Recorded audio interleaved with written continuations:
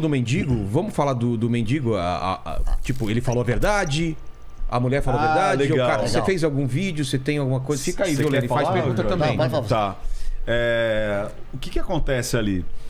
A primeira coisa que eu percebi na narrativa dele, principalmente a narrativa... Qual é o nome dele? A gente fala mendigo. Givaldo. Givaldo. Você percebe que ele não como é que eu posso dizer sem ofender ali o Givaldo, de repente? Mas ele não é uma pessoa totalmente sã. Ele também? Ele tem algum tipo de transtorno ali. Porque você percebe que ele tem um descolamento da realidade. Aquele jeito dele falar é uma proteção dele. Muitas pessoas acharam ele extremamente culto, mas ele usava palavras completamente fora do contexto. Desconexas. Tipo assim, eram palavras difíceis, mas que não significavam exatamente aquilo que ele queria. Então você vê que era uma pessoa que não é buscando uma narrativa normal. Ele toma conta, na minha opinião, obviamente, eu não estou fechando o quadro, mas ele tem um viés narcisista, onde ele é o autor, onde ele é o macho alfa. Tanto é que naquela entrevista ele já começa dando o teste e eu percebi que ele fez esse teste também com a moça. Qual foi o teste dele? Olha, é o seguinte, as geleiras, a guerra, o Micron, mas vamos fazer um minuto de silêncio. Então ele faz testes de dominação. A todo momento ele faz testes de dominação. Isso é muito característica do narcisista. E ele pode ter usado isso com a mulher lá. Tanto é que ele foi numa escala, né? Ele falou assim, me dá a Bíblia. E isso é muito inerente a quem tem traços, porque o cluster B, que é o borderline, o bipolar, o transtorno antissocial, que é o psicopata, e o narcisista, então eles estão ali, são primos, né? E um, às vezes, se confunde com o outro. Eles fazem muito teste de persuasão e de manipulação. Porque esse é o tesão do narcisista. Esse é o tesão do psicopata. Você vê que ele mesmo relata que o quê? Você me dá a Bíblia? Ela deu a Bíblia. Você me dá um abraço? Ela deu um abraço. Você me dá um beijo? E isso é uma inteligência emocional muito grande. Então ele faz testes. Você vê que ele começa com a narrativa dele, 1 minuto de silêncio. E ele ainda falou, marca aí. Ele chegou pro repórter e falou, marca aí. E a narrativa dele é uma narrativa muito rebuscada.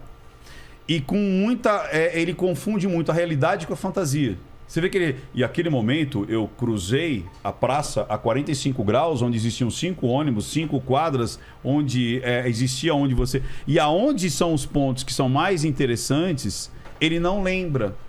Que nem o ponto que você percebeu que ela estava fora, né? Que existia uma situação estranha dela dar a Bíblia dela e depois se abraçar e você ficou excitado. Dizem que supostamente ele botou lá o pinto pra fora, né? Tipo Paquito, né? Sentiu uma roçadinha e já...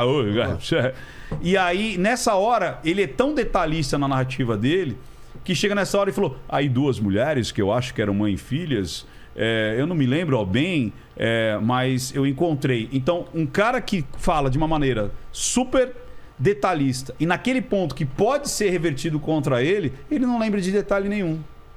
E o mais engraçado que quando ele fala do que está acontecendo, aí como você falou, quem fala tipo, vamos tirar a roupa? Aí ela tirou a roupa. E aí eu passei do ouvido para a boca, da boca para o peitinho de chocolate. Então você percebe que aquilo não foi daquela maneira. Existe muita fantasia, muito aquela coisa do...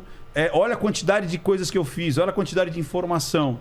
E aí, na hora que ele está apanhando, ele reconstrói toda aquela história. Ele diz que não apanhou. Que ele foi uma luta franca. Ele diz que não apanhou. Ele diz assim, trocamos uma luta franca e ele desiste, não sei porquê, da luta. E eu saio andando e vou até o hospital. Isso não aconteceu. Que doido, ele fez toda uma fantasia. Uma fantasia. Me parece um pouco a história do Don Quixote isso, né, cara? Isso, boa, Len. É exatamente isso. Os moinhos são gigantes. Então ele traça muito essa loucura entre os fatos e a realidade. E nesse ponto, eu ainda falei, né? Eu falei assim, poxa, podiam confrontar ele com as imagens. E naquele dia que eu fiz análise, à noite, Não sei se o repórter viu a minha análise ou não, mas ele fez exatamente o que eu gostaria que fizessem. Botaram lá a câmera e falaram assim: e aí, não é você? Não, esse carro. O carro era vermelho, não era branco, era vermelho. E outra, esse não sou eu. Por quê? Porque ali ele estava apanhando. Ali ele não era o macho alfa. Ali ele toma porrada doidade e fica lá de quina pra lua. Né, desacordado e com a bunda ali isso não aceita, o narcisista não vai aceitar isso de forma alguma. Ele foi subjugado, você entendeu? Só que daí há essa repercussão que é muito doido, né? Que é assim, tipo, quanto que a sociedade tá doente, né? Porque onde o homem que protege a esposa é tirado como o babaca, o corno idiota. E o cara que se aproveita de uma mulher que muito provavelmente estava em surto. Aí, Ricardo, por que você acredita que ela estava em surto? Primeiro, porque o marido não aceitou aquela situação. Vamos supor que fosse uma parafilia, vamos supor que fosse uma combinação de casal. Ele não teria aquela... O que é parafilia? Parafilia é quando você tem uma atração de satisfação sexual não aceita naquela sociedade. Então, por exemplo, eu tenho tesão por crianças, parafilia. Eu tenho tesão por animais, defunto, parafilia. Entendi. Você entendeu? É tudo aquilo que não é convencional para aquela sociedade. Tenho tesão com as costas da mão das pessoas. Quando jogam fliperama. Parafilia. Você entendeu? Então são que não é convencional, né? Ficar se esfregando no manequim. Parafilia. Exato. Entendeu? Sexo com vegetais. Tem gente que tem tesão só com sexo com brócolis. Exato. Enfia o brócolis, transa com uma mão. É muito louco. É sério isso aí. Eu sei. E aí... O que acontece? Vamos lá, vamos fazer uma enquete com o pessoal de casa e aqui. Não, como você falou, vamos supor que... Vilela, se você fosse trair a sua esposa, beleza? Aí você só tem um único carro em casa. Tá. Você usa o carro. Sim. Sua esposa usa o carro, beleza? Claro. Aí você tem um encontro com a sua esposa às 6h30, 7 horas da noite. Você sai às 4 para transar com alguém, fica 4 horas transando dentro do carro Claro e esquece da vida? Não. Você tá entendendo? Porque foi isso que aconteceu? Foi isso que aconteceu. Ela saiu com Ela o carro, sai, que era era o único carro. O único carro fica das 5 às 11 transando dentro do não faz carro sentido. e volta para casa sem banho, sem nada. Tipo, sem despistar e tudo mais. Não tem sentido lógico, mesmo se fosse uma vontade, uma tara, uma parafilia. Não tem sentido lógico. Por isso que a linguagem silenciosa, ela não é, de novo, só uma expressão. É a narrativa, é o contexto, é o rito da mensagem. Provavelmente foi um surto, então, mesmo. Muito provavelmente, sim. E ele tem também o probleminha dele. E hoje ele é um idiota útil. Porque a galera tá utilizando dele, tá utilizando... Você viu aquela menina que foi lá e deu um beijo nele? Influencer lá. E agora ela foi verificada. Olha que interessante. Olha só. Ou seja, ela foi atrás dele, pede o beijo, aí aparece fulana de tal, beija mendigo, agora ela pediu a verificação. Olha lá, eu fiquei famosa, as pessoas já me reconhecem pelo nome.